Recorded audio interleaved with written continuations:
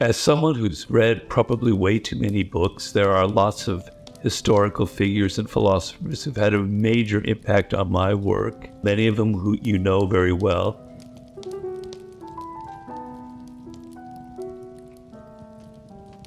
And the following is a compilation of all those moments in which I've discussed these very influential figures on my life. Here you go.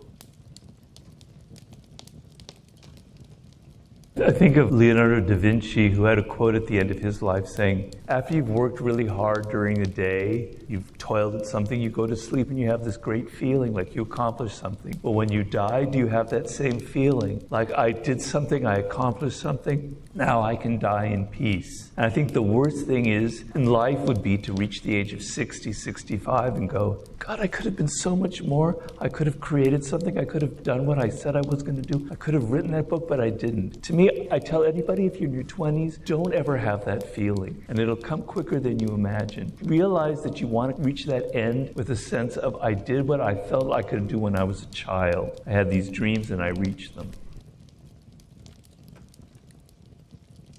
Schopenhauer has this quote that if you're walking down the street and you hit your foot against a rock, you don't go get angry at the rock. Well, Sure. People are rocks in your way sometimes. Right. And I don't mean that to depersonalize them. I mean in the sense that they are who they are.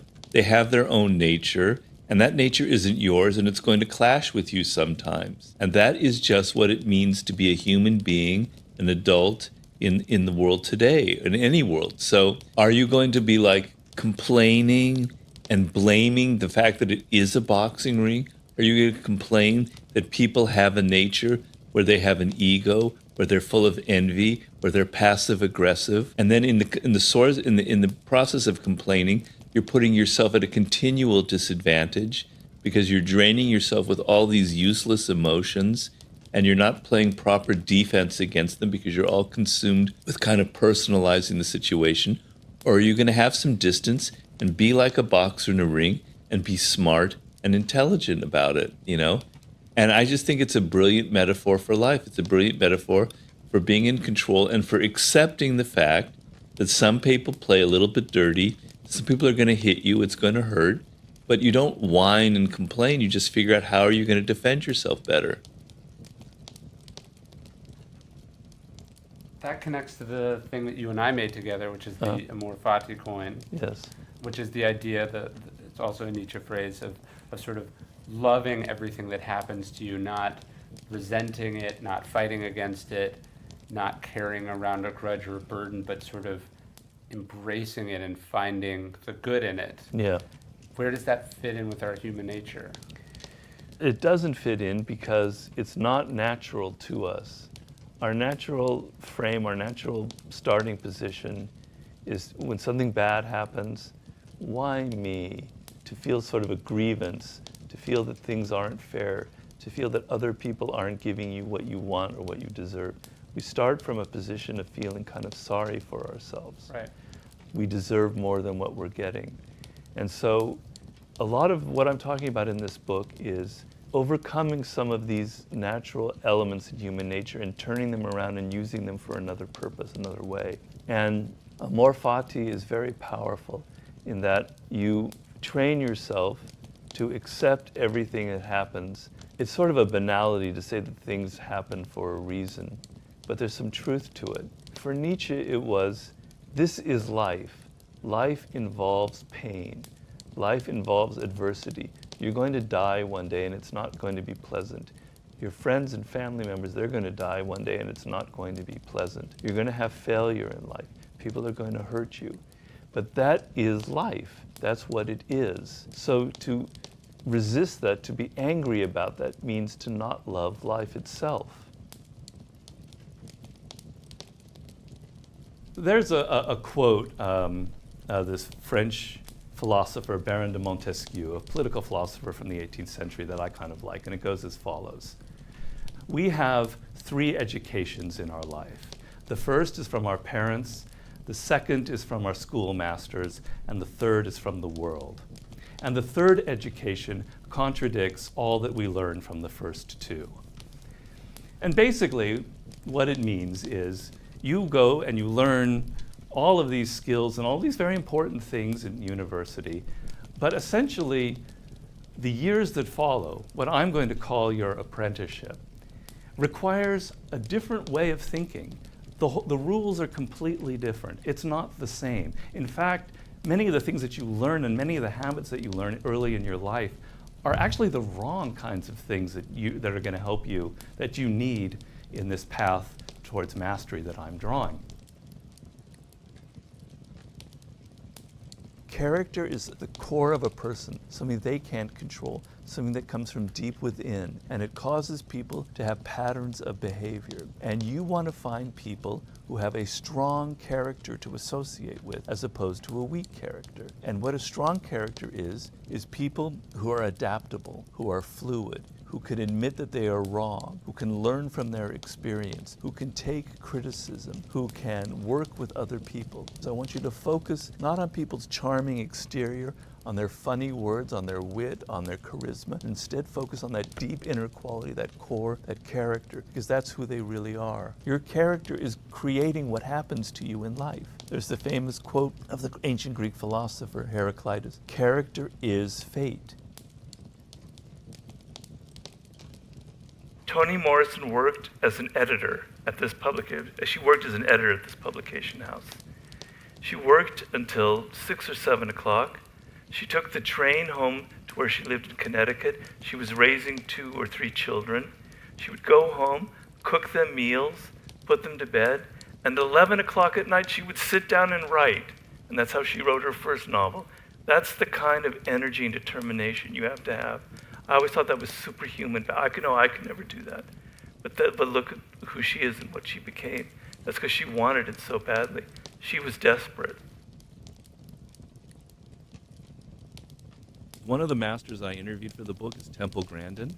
Oh, you know Temple? yeah. No. I saw the film that Claire Danes portrait. Yeah. Well, she's a woman born with autism who's now a very successful scientist, a professor of animal studies. And, autism, she had, when it comes to people skills, she's way on the other end there. She basically trained herself how to work with people, how to be around them. She said it was almost like a science equation. She approached it as if it were a computing problem. Okay, this is what people do. All right, I'm going to have to try and be like that. Right. When I'm sitting there giving a lecture and I'm reading my note cards, the audience hates that. All right, I'm never going to read from.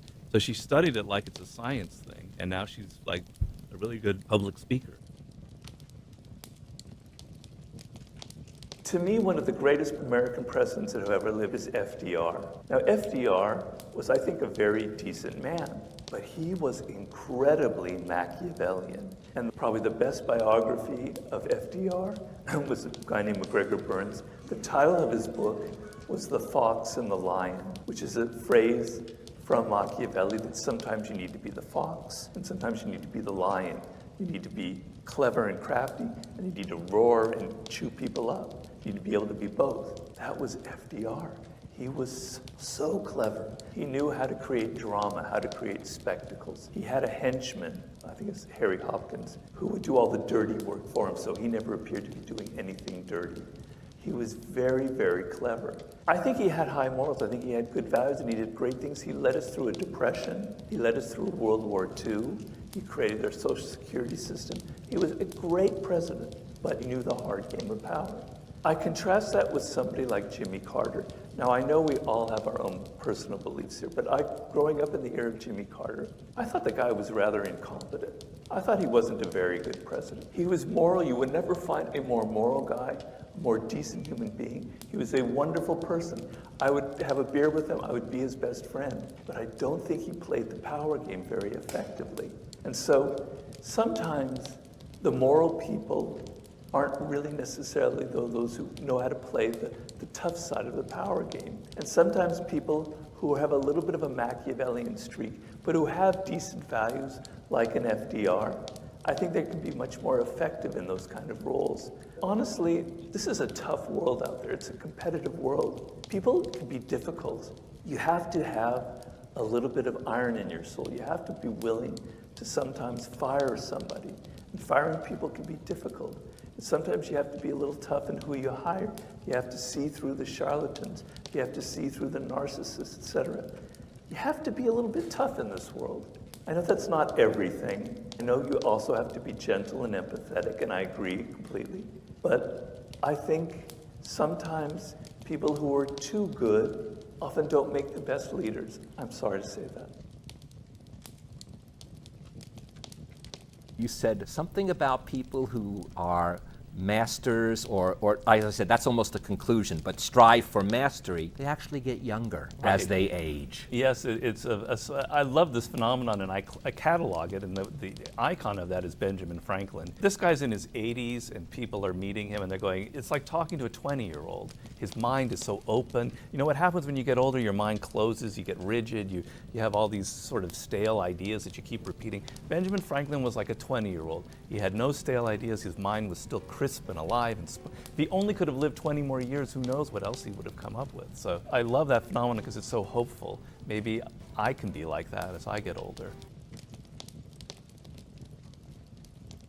From Marcus Aurelius that's related is look at things as they are. So you're drinking wine, think of the grapes being crushed. You're having olive oil, think of the olives being crushed. I don't remember what the other examples were. It's a little, this is, I think, one of the reasons people think he's kind of depressing is like, this is a dead pig. This is a dead bird. Well, yeah, but that's what the food that you're eating, you know? Sure. You know, that's a lot of the sublime because you're walking around in your world and you're kind of sleepwalking. Yeah. You're not paying attention to things and you're not really seeing things as they are. So you're drinking your orange juice from some plastic bottle. You're not aware of the oranges or the process or what people went through. I mean, I know that if you were, that might not be that exciting, so that's maybe not the best example. But being aware of where things come from, of what they are, of what their true nature is, you know, that's sort of what how the children think, because they're constantly curious. They just don't assume that something just came into the world the way it is. They want to know how and they want to know why. So you live in a world where you're surrounded by things that exist that kind of, you don't really know where they come from or what makes them so interesting, and you're not paying attention to it. Never see a situation as hopeless. Your own weakness can become strength with clever manipulation. The person I used to illustrate it is Napoleon Bonaparte, who was a grand counterattacker. That was his favorite strategy in life. And Napoleon was a very weird character. He actually loved bad situations. He almost had a way of putting himself deliberately in situations that were very adverse, where everything was against him, because his whole mind would rise to the occasion. And his philosophy was, anything negative, anything bad happening to you contains the seeds of a turnaround. You can turn it around into something positive. And you know, this could be the fact that your opponent in the battle is suddenly getting a little bit aggressive and carried away and arrogant. You can use their arrogance to turn it around. I think, you know, this is sort of a beautiful philosophy in life, if you will. I talk about Anton Chekhov, a Russian writer, who's to me one of the great icons for this book. And he had a horrifying childhood. His father beat him every single day, never even knowing why he beat him. They grew up in poverty.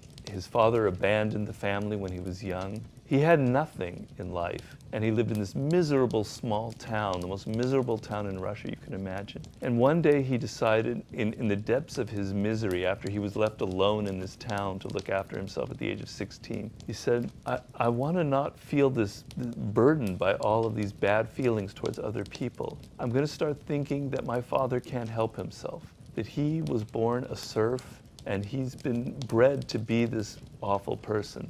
And my mother can't help herself, and my siblings, it's just human nature. I'm going to accept them, and I'm going to love them for who they are. And he felt this insane wave of freedom. He was free of all his own negative emotions that were burdening him day in and day out. And it changed the course of his life. You have to put yourself on death ground. Death ground is extremely important. Death ground means it's from Sun Tzu. If an army is fighting with its back to the wall, it will fight with 3 times the force. It's either win or die. You have to feel that you only have 6 months to do it. You can't wait 2 years to start your business. You have to start it tomorrow. You can't take 2 years to fulfill it. You have to give yourself 6 months. You need that kind of energy and that desperation to be able to rise to the occasion. Sun Tzu wrote that in every battle is won or lost before it is ever fought. And basically what he meant was something is going on in the mind, the strategy itself, that is either right or wrong. And by the time you arrive for battle, you've either won or you've either lost. But the battle he's referring to is the battle in your mind. If your mind is filled with all kinds of ideas from the past, if you repeat the same formulas that you've used again and again, you have already lost the war. If, on the other hand, you try this other approach and you ground yourself in this idea of do not fight the last war, which I maintain is the foundation of all solid strategic thinking, you have already won the war before it even happens. Machiavelli has that quote, so that if you expect everybody to be good in this world, you're in a lot of trouble. You know, what are you going to do when you deal with people who aren't good? But yeah, you have to be willing to get your hands dirty. Let's say a classic example, like there's a cause that's very important to you, like the climate or racial justice in America, all very important issues that most of us believe in. You have to be willing to get down and dirty here because you're playing with politics. You're playing with people who are going to resist. You're playing with major corporations who are going to bust your balls, who are going to be incredibly manipulative and downright evil in co-opting your good idea and kind of neutralizing it. So if you want to create something, if you want to actually have results, you have to be willing to get a little dirty, and you have to be willing to be strategic. You have to understand that the other side might not be playing by the same rules that you're playing with.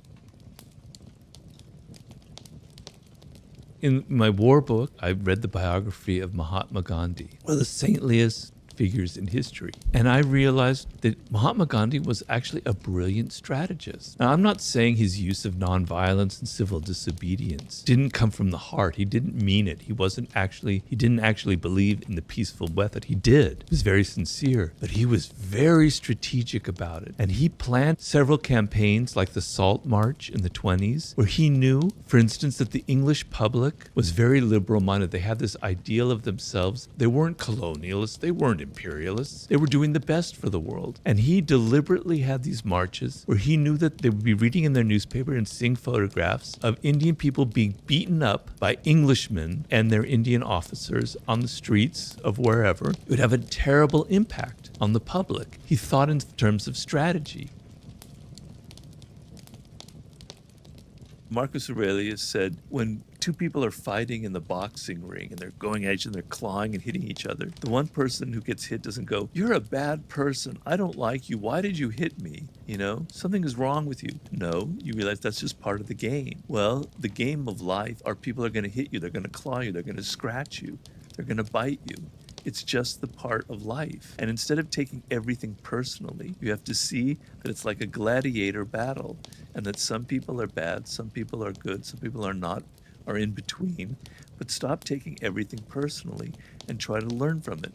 So if you make a mistake, what you want to do, if you have failure in life, something didn't go right, you want to have the ability to look inward and say, what did I do wrong? And, you know, a lot of people don't have that inner strength. But if you want to be successful, if you want to get ahead in this world, if you're tired of not having any kind of movement or advancing in your career, you have to develop the skill. You have to be able to look at yourself as if you were somebody else, as if from the outside, and say, here's how I could improve. Here's what I did wrong the last time I did it. What's your favorite quote? I have one by the British Prime Minister Benjamin Disraeli from the 19th century, which was, "Never complain, never explain. And what it means is don't complain about life. Don't explain what you're doing or why you're doing it. Just do it. By whining and complaining, all you're doing is making people think bad things about you, looking weak, you know? And when you complain a lot, you have a mindset where everything is kind of a potential complaint. Stop whining and stop explaining yourself and just do things in the world and let your actions speak for themselves. I talk in the book about the great basketball player Bill Bradley. He's white, and he went to Princeton. He became a New York Knick in the late 60s, and then he became a United States Senator. He was very brilliant. He was a Rhodes Scholar, etc. But Bill Bradley loved basketball from very early on, kind of like Tiger Woods and golf. But he realized that the only thing he had going for him was that he was tall. He couldn't jump very well. He wasn't physically nearly as gifted as other people. He just loved the game. So he put himself through the most intensely tedious and boring practice routines that he invented in order to make himself a better basketball player. So he would set up chairs in his little room, and he would dribble in between the chairs until he could do it without ever having looked down at his hand. He created these glasses.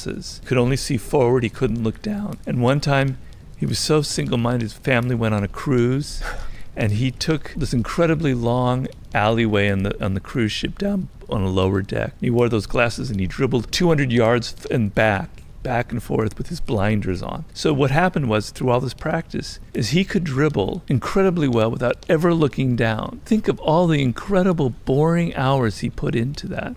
And I tell people this, if you can be creative with your practice, so he was very creative with these boring routines that he made, and he probably had some fun doing them, like kids would make things like that.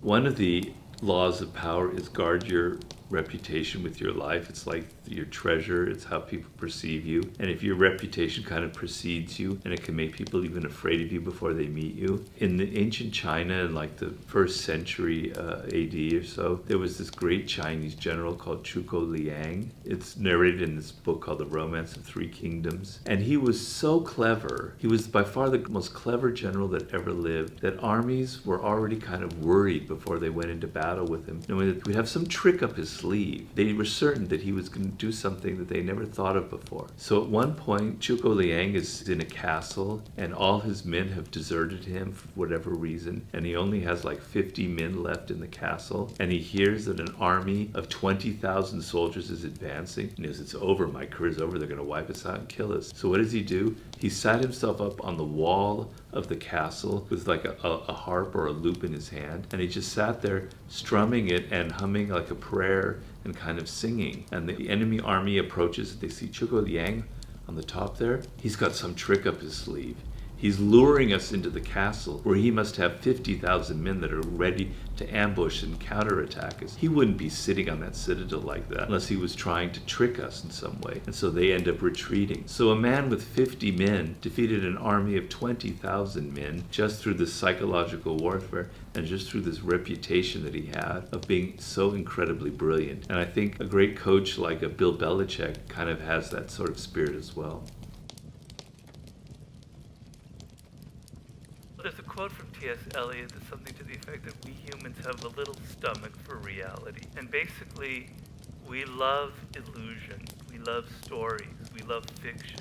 We don't really like reality. We see it very much in our culture. Who do we venerate the most in this culture? We don't venerate philosophers, if there are any more philosophers. We don't venerate practical people who build things. We venerate movie stars and celebrities, people who manufacture illusion, who are fake to the core. That's what we admire. But it's always been that way. There's a Latin expression that means we humans love deception. We love to be deceived. And even as children, what we loved more than anything was to hear a story. So I've incorporated that in my books. I always begin each chapter with a story, kind of lure you into my book. I talk in the book about Martha Graham, the great dancer who totally revolutionized the world of dance. And she was interested in theater as a child, but her father was a psychiatrist who studied insanity, and he would always come home and talk about body language and how he could read body language and sense if someone was possibly criminal, insane. And she was fascinated by this idea of body language and theater, but she didn't know what she wanted to do. Then she saw her first dance performance when she was 17 and 18, and then she realized this could be something where I could express and go into all these really primal interests that I have. And it was something that she didn't really develop until she's in her 20s. It doesn't necessarily happen in one moment. It's a process that you go through, but you have to be self-aware and connected to who you are. Napoleon had this idea to the effect of, if I appear every day at the theater in Paris, people don't respect me. Oh, the king is the emperor's there. Okay. But if I only show up at the theater once a month, it becomes an event. And people start talking about me and thinking about me. So use absence sometimes, because we have this wrong impression that presence, being constantly present, is what makes somebody kind of fall in love and want us. But actually, it's a step of absence that creates that. If in like a love situation, if you don't return the phone call right away or the text, and a day goes by, they start to think about you. They start to wonder about themselves. And in that process of thinking about you, they start fantasizing and wondering. And that's the powerful position that you have if you use absence. Well, you know who one of the great Stoics of the 20th century was? No. Alfred Hitchcock. He had a plan for everything. So directing a film, if you've known other people who've done it, is an extremely stressful job. It's like directing an army into a campaign, because problems are arising that you cannot anticipate. There's all this pressure, there's all this money. You've got insane egos of actors, producers, etc. And so it's a constant adrenaline rush going through. You can't control your emotions. So Hitchcock, people would look at him on the set and he'd be falling asleep in the director's chair. He'd look like Buddha. His eyes were closed. Why? Because he prepared for everything. He anticipated everything that was going to happen, right? And so by the time the film came, he was completely bored because he knew he was able to control every aspect of the production. According to Keats, the Shakespeares of the world, the highly creative types, cultivate what he calls negative capability. They can negate the ego and its anxieties. They are not in a rush to come to a conclusion about the world or any new phenomenon. They are completely open to entertaining this idea or that idea at the same time while continuing to observe what's going on around them. They can look at ambiguous or contradictory evidence and not be disturbed or feel the need to explain them away. This ability to withstand what seems mysterious, to manage the lack of knowing something with certainty, is the primary quality of all creative people, no matter their profession.